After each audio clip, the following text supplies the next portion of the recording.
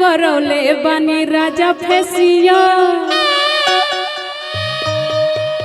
Ration लेके आइब card बनवली बिपिया गेहूं काटब न करौले बनी राजा फेसिया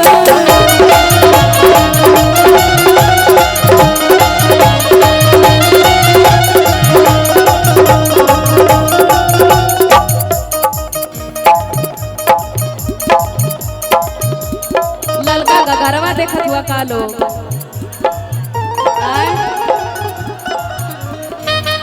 एक के चश्मा के दान करवा लो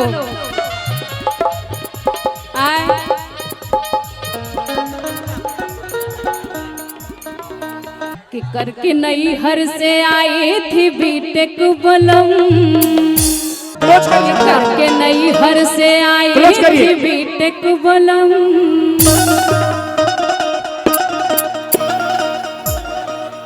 करके नई हर से आई थी बीटेक बोलो मर गई मैं गेहूं काटते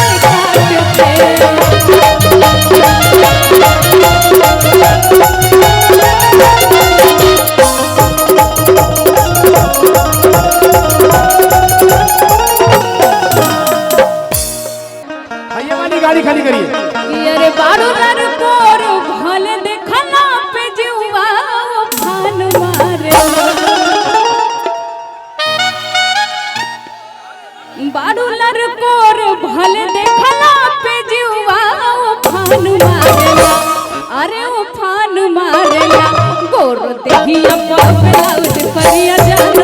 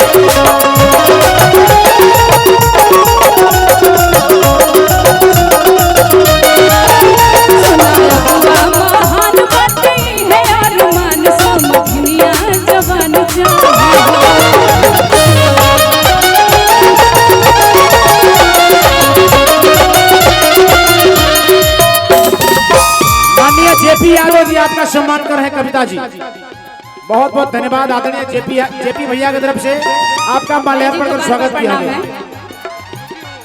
अभी कविता यादव जी मंच पर है। अच्छा भैया हमारे फौजी हैं हमारी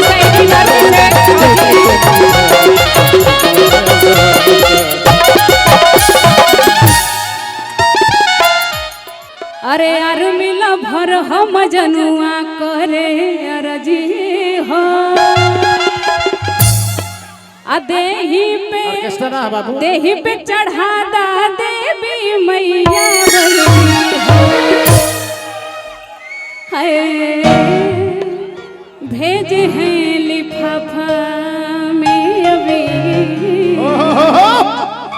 बलमुआ फौजी सीमा पे बाटे कश्मीर हो। आइए आप सबके बीच में कुछ ही मिनटों में अनुपमा यादव जी मंच पर आ रही है। चलिए कविता जी तैयार है, आप करिए। अरे सही अमर जवान हो देशवा किसान हो